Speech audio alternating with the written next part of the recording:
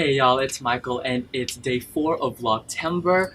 Happy Labor Day, and today I'm here to talk about anime. I'm gonna tell you guys the things I recently watched, watching, and then some that I'm skeptical kinda-ish to keep continuing.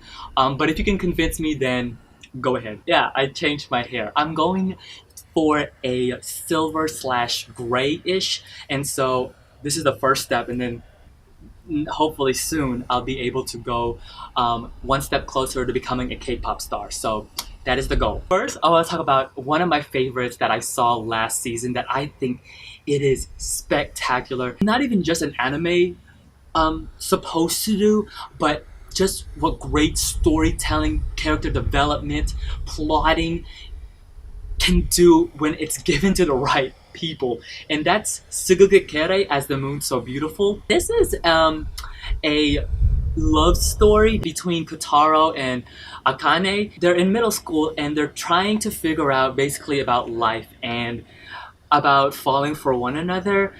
I love this anime so much. It is so simplistic in how it presents everything. The way it's animated, the art style is so simplistic, the way it's told, and it really does simple really well. It's not covered by like flashy show business.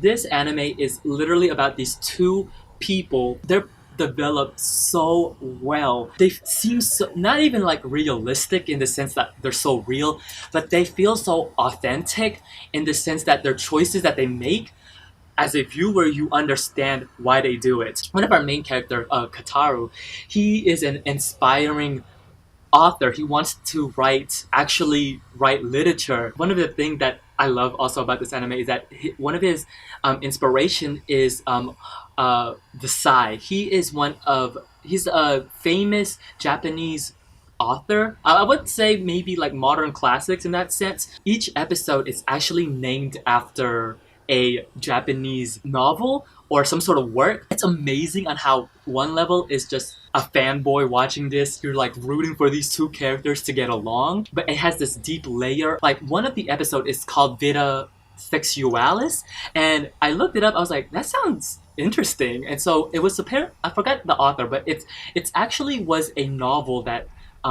was controversial at the time. It was because it was deemed porn in Japan. I was like, oh my gosh. And then like even the first episode, it's called Schoolgirl, and that is actually one of the Sai's most popular works, and I actually read it, and after reading it I was like, oh, I understand why. The ending is so satisfying and so like inspiring. I was like, yes, because the way that it ties everything, like this is also an anime that's not wasting time. Like it knows it has to tell you this story about this couple within this 12 episode. Everything leads up to episode 12, and the way that it concludes, it feels to my heart. I was like, oh my god, it was so beautiful. I watched the last episode like 3 times. I watched it first by myself, and it was so beautiful. This is fantastic. It's so good. I would highly recommend it. Some other animes that I'm currently watching, I'm trying to catch up. The first one is the Eccentric Family. Now I'm on the 2nd season, episode 5 as the filming of this. Oh my god, this anime is fan-freaking-tastic. Anime is about the Shimogamo family, and they're a family of tanukis.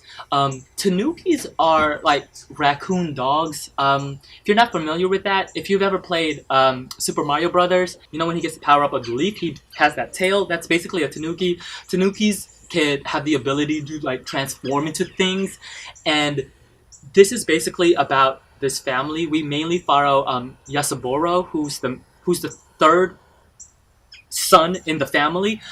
So he's the second youngest. First off, the style of this, beautiful. Like when it shows scenes of like establishing shots of the city, because this takes place in Kyoto.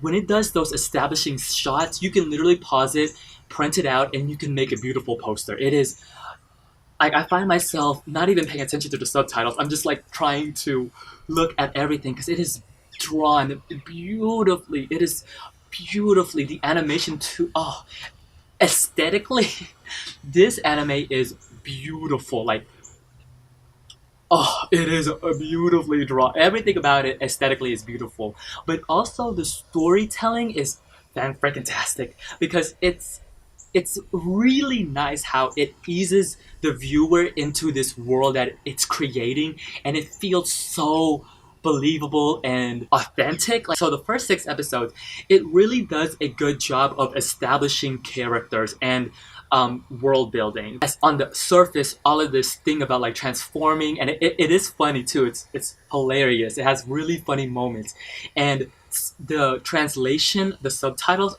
beautiful translation. Like it's beautifully translated and has some really thought-provoking sayings.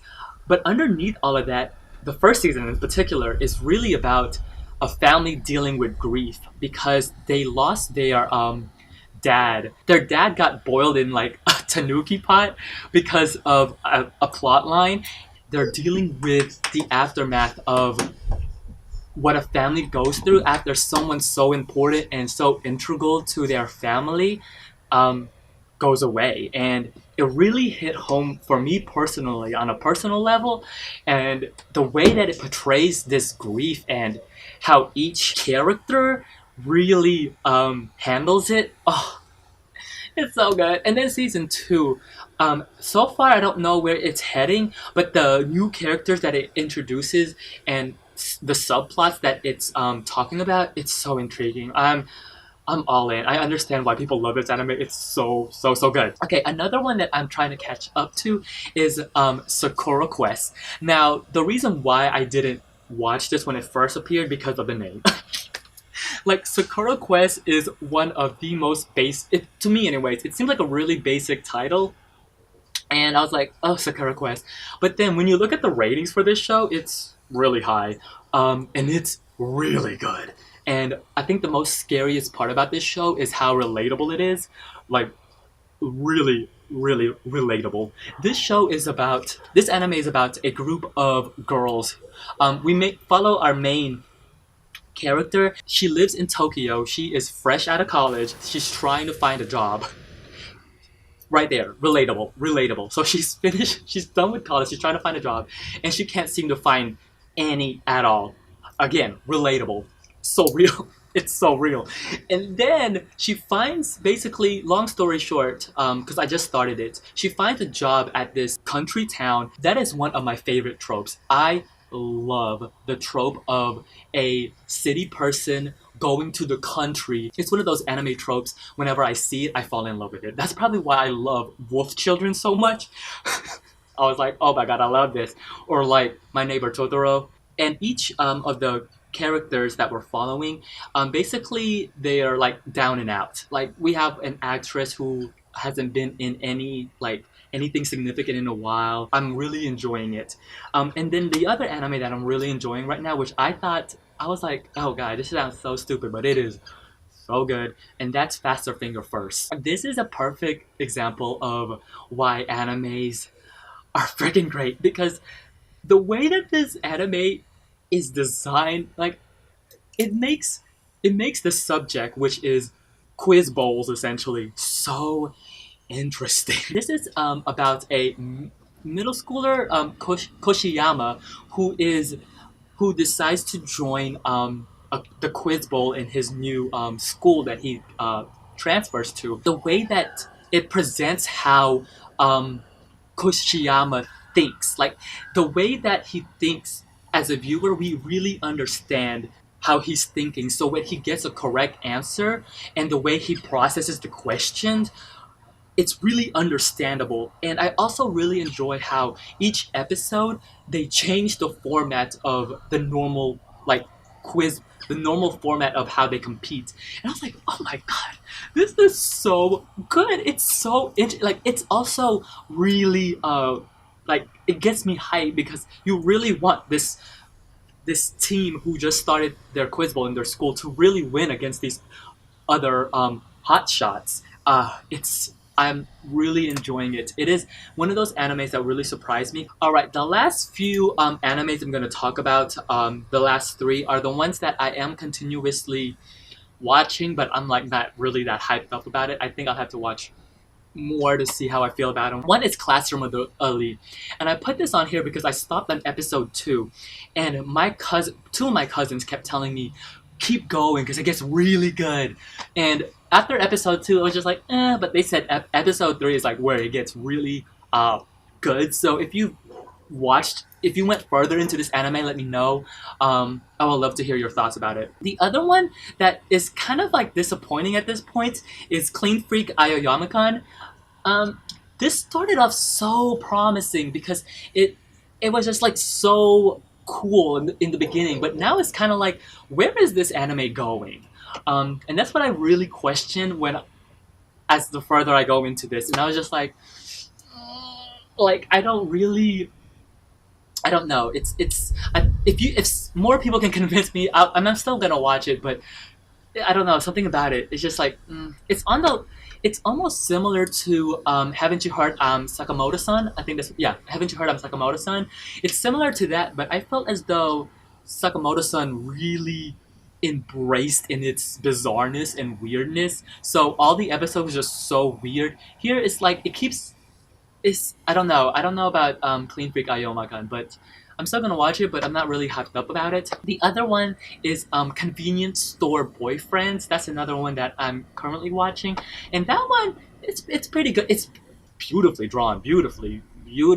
And I really love the concept that each episode is a month. So we're meeting these group of friends who meets at a convenience store. I'm assuming it's gonna be 12 episodes. So by the end of the year, it'll be like one full school year. The thing about this anime is I'm interested where it's going because the first couple of episodes, I personally felt as though we were following I wouldn't say side characters, but I was like, is that the main character? But I'm still enjoying them, and I do ship them. I do ship the characters, and I like shipping. Another one that I'm watching is Restaurant to Another World. I started this and then I slowly am falling off of it. I think I'm gonna keep watching it. I do like food animes. I do need to start Food Wars because they just announced that season 3 is coming, and Food Wars is one of those animes that I think I need to get into because I feel like I would like it. So we'll see how that goes. We'll see. Now, I also really love those short animes, like the ones that like last 4 minutes. One that I'm watching right now is Pico Taro's Lullaby. This is so bizarre, and I did not know that. I think it's that from the guy who did the same pineapple pen thingy. It's so funny and so weird that I always feel like 4 minutes of my life was just taken away, but at the same time I ended up laughing.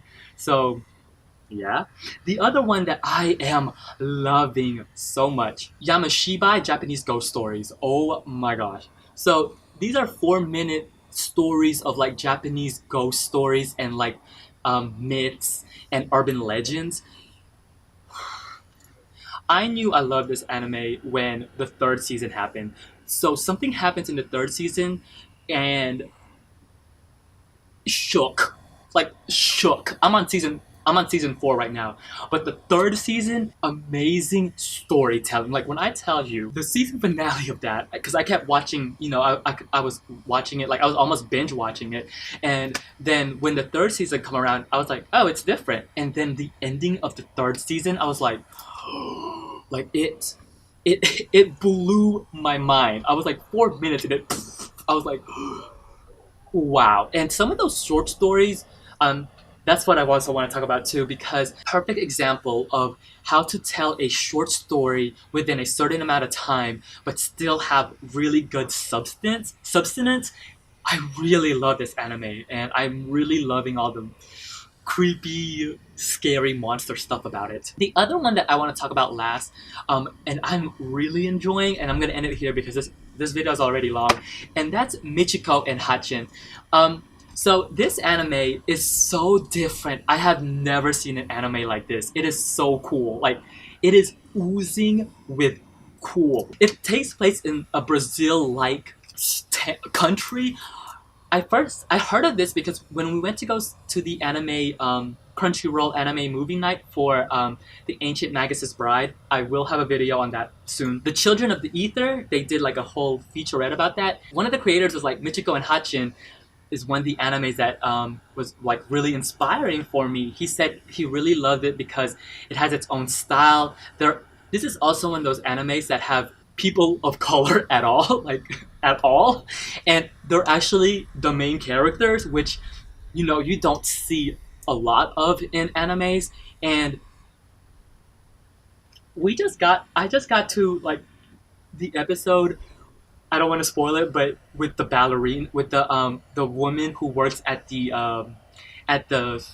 who works at the strip bar, whose sister wants to be a ballerina, and oh my gosh, I was like, me, my family we were watching that, and by the end of the episode, they were convinced that I was like, oh, I'm putting this on my queue right now. It was really good. I was like, oh my god, it's beautifully animated. It has the style is like flawless. Oh, it's beautifully drawn, and I'm really excited to watch it. So yeah, if you watch any of those animes, let me know. Or if you have any more recommendations, let me know. I would love to read all of your comments. I know a lot of my viewers don't usually watch anime, but if you're here for the first time, hey! So yeah, give me some recommendations. Let me know if you want to see more anime videos. Until then, I'll see you guys till later. Bye!